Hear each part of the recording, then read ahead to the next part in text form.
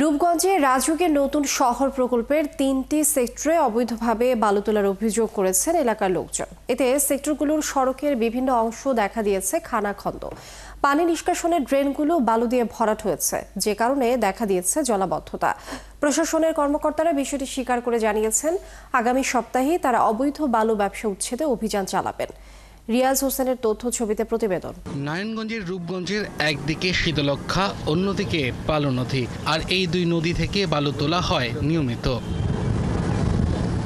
এলাকার লোকজনের অভিযোগ, পূর্বাচল ১৩ ও ১৪ নম্বর সেক্টরের বালু নদীর ও ৪ নম্বর সেক্টরে শীতলক্ষা নদীর তীর ঘেঁষে অন্তত ১৭টি বালু ও পাথরের গদি রয়েছে। সেখানে স্তূপ করেই বালু বিক্রি করা হচ্ছে। আর এই বালু ও পাথর বোঝাই ট্রাক সড়ক দিয়ে চলাচলের কারণে নতুন সড়কগুলো টেকসই হচ্ছে না। দেখা দিচ্ছে বড় বড় গর্ত। শিয়া বাটার ও ভিটামিন ই সমৃদ্ধ লিলি হালাল বিউটি সোপ, তারুণ্যময় উজ্জ্বল ত্বকের জন্য। অনেক সময় অটো এবং রিক্সা অনেক কিছু যানবাহন উল্টে যায়, উল্টে গেলে অনেকে আহত নিহত হয়। মাল নিয়ে যাইতে গেলে গাড়ি আটকে জায়গা, তারপরে গাড়ি বেশি জাকি হলে গাড়ি কাটতে জায়গা, মালটাল ভরে জায়গা। প্রচুর সমস্যা হচ্ছে, বালুর পানি আসতে আছে, তারপরে মাঝে মাঝে বাইকও অ্যাক্সিডেন্ট হইতেছে। লোকজন আরও জানান, সড়কের পাশে এভাবে বালু রাখার কারণে রাস্তাগুলো সরু হয়ে গেছে, যে কারণে দুর্ভোগে পড়ছে মানুষ। দীর্ঘদিন ধরে এভাবে বালু কেনা বেচা চালালেও প্রশাসনের পক্ষ থেকে কোনো বাধা দেওয়া হয়নি। বালুটা যখন ড্রেনটা বইরা জায়গা, তখন মনে করেন এই জায়গার ভিতরে অনেক পানি হয়ে যায়, আটু পানি হয়ে যায়, তখন বাচ্চারা আসতে পারে না, বসতে পারে না। হেভি ট্রাক রাস্তার তুলনায় যে লোডগুলো নেয়, এটা রাস্তায় কুলাইতে পারে না, রাস্তা ভাঙিয়া যায়। বালুর ব্যবসা যেটা আছে এটা তো আপনার যদি বলে যে হ্যাঁ আমার ক্ষতি হয়, আমার কোনো ক্ষয়ক্ষতি হয় না। আমি ওদেরকে জিজ্ঞাসি এবং বলছি ওদের সামনে ড্রেনটা পরিষ্কার করে রাখলে পানিটা অটোমেটিক নেমে যাবে। এ নিয়ে রাজুক কর্তৃপক্ষ জানায়, গত ২৮ এপ্রিল এসব বালুর গদি অবৈধ উল্লেখ করে তারা এগুলোর সরানোর জন্য চিঠি দেয় উপজেলা প্রশাসনের কাছে। উপজেলা প্রশাসনও মৌখিকভাবে গদির মালিকদের বালু সরিয়ে ফেলার নির্দেশ দেয়, কিন্তু ব্যবসায়ীরা সে নির্দেশ মানেনি। অবৈধ অত কোনো ডকুমেন্ট আছে, ওকে কোনো এগ্রিমেন্ট করা হয়েছে, ওকে কোনো ভাড়া দেওয়া হয়েছে, এমনি নিজেরা করে ই করতেছে। আমরা যে উচ্ছেদের জন্য আমরা পুলিশ প্রশাসনকে চিঠি দিয়েছি আর কি, আর আমরা শীঘ্রই আমরা অফিসে আমরা এটা উচ্ছেদের ব্যবস্থা নেব। উপজেলা নির্বাহী কর্মকর্তা জানান, আগামী সপ্তাহেই তারা অবৈধ বালু ব্যবসা উচ্ছেদে অভিযান চালাবেন।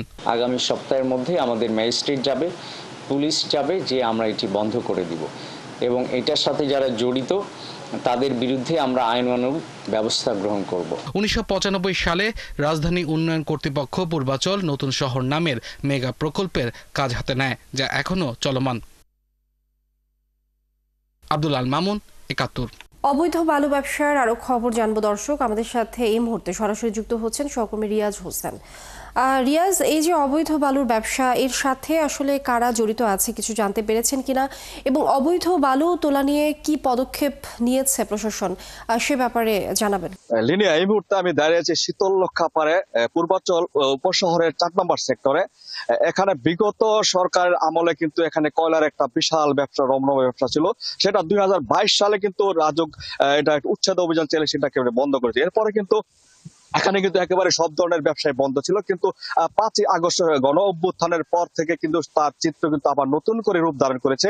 বিশেষ করে রোজার ঈদের পর থেকে কিন্তু এখানে স্থানীয় যেটা বিশেষ করে আমরা জানতে পারছি যে জেলা, উপজেলা, স্থানীয় যারা এই বিএনপির সাথে জড়িত এবং বিশেষ করে কিছু আওয়ামী লীগের নেতাদের সাথে যোগ সাজসে তারা কিন্তু এখানে বিশেষ করে পূর্বাচল উপসের ৪ নম্বর সেক্টর এবং বালু নদীর পারে ১৩ এবং ১৪ নম্বর সেক্টরে কিন্তু তারা সে অবৈধ বালুর মহাল তৈরি করছে, যাতে করে এতে করে কিন্তু এই সড়কে এই মাঝখান দিয়ে কিন্তু একটা ব্যস্ততম সড়ক, আপনাকে জানিয়ে রেখে যে ড্যামরা কালীগঞ্জ সড়ক, যেটা আপনি দেখতে পাচ্ছেন সেটা কিন্তু ড্যামরা কালীগঞ্জ সড়কের একটা অংশ।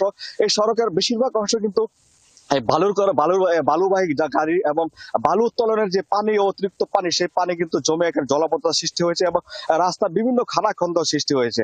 এতে কিন্তু স্থানীয় আমাদেরকে তাদের চলাচলের অনেকটাই ব্যাঘাত ঘটছে। স্থানীয় যারা এই স্কুলে এবং কলেজে লেখাপড়া তার শিক্ষার্থী, তারাও আমাদেরকে বলছে প্রতিদিন তারা তার স্কুলে এবং কলেজে আসা যাওয়ার সময় প্রায় সময় তারা দুর্ঘটনার শিকার হচ্ছে। এতে করে কিন্তু অনেকের মধ্যে একটা হতাশা সৃষ্টি হয়েছে। তবে স্থানীয় জানিয়েছে যে অনেকে তারা ভয়ে তাদেরকে কিছু বলতে পারছে না, এই কারণে তারা নির্বিঘ্নে কিন্তু স্থানীয় যারা প্রফেশনাল তারা ব্যবসা করে যাচ্ছে। তবে রাজুকের সাথে আমরা কথা বলেছি, তারা আমাদেরকে জানিয়েছেন যে তারা এই চলতি বছর 28 এপ্রিল কিন্তু তারা একটা নোটিশ জারি করেছিলেন যে উপজেলা প্রশাসনের বরাবর এবং পুলিশ প্রশাসনের বরাবর, যাতে তারা দ্রুত এই উদ্ধার এই উচ্ছেদ অভিযানে তারা কার্যক্রম শুরু করে। কিন্তু তারা কিন্তু সেটা একেবারে ঢিলেঢালা ধীরগতি তারা শুরু করেছে এবং তারা আমাদেরকে জানিয়েছে, তারা প্রাথমিকভাবে তারা মৌখিকভাবে তাদেরকে জানিয়েছে যারা যেন দ্রুত এগুলোর অপসারণ করে এবং আগামী সপ্তাহের মধ্যে তারা ইচ্ছা পোষণ করেছে আগামী সপ্তাহ নাগাদ তারা এই উচ্ছেদ অভিযান শুরু করবে তারা আমাদেরকে জানিয়েছে এবং যারা এটাতে জড়িত তাদের বিরুদ্ধে কিন্তু আইনগত ব্যবস্থা নিয়ে বলে তারা আমাদের সিদ্ধান্ত জানিয়েছে। আর রাজুক কর্তৃপক্ষ বলছে যে তারা চেয়ারম্যানের সাথে কথা বলে তারা অতি দ্রুত এই সমস্যার সমাধান তারা কাজ করবে তারা আমাদেরকে জানিয়েছেন।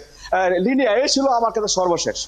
আর রিয়াজ হোসেন, আমরা দেখছিলাম আসলে রাস্তার বেহাল অবস্থা। ধন্যবাদ আপনাকে যুক্ত হবার জন্য। দর্শক, অবৈধ বালু ব্যবসার আরো খবর নিয়ে যুক্ত ছিলেন সহকর্মী রিয়াজ হোসেন, তিনি জানাচ্ছিলেন সেখানকার খবর।